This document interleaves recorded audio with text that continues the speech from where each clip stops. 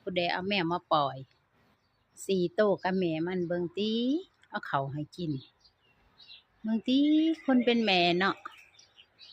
ต้องให้ลูกกินอิ่มก่อนนอนท่าให้ลูกกินก่อนเบิ่งพี่น้อง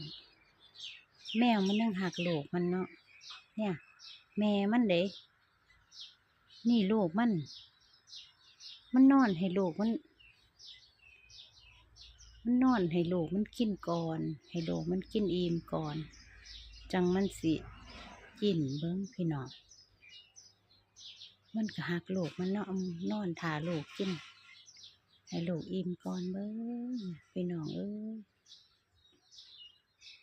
แมวมันยังหักลูกมันมนุษย์เท่ากับหักคือกันมันคือคนบ่มีผิดเลย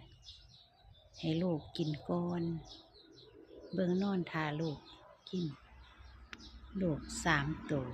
กินต้องให้ลูกอิ่มก่อนลูกมันสามตัวจักผู้ใดมาพอเนาะมนุษย์แมว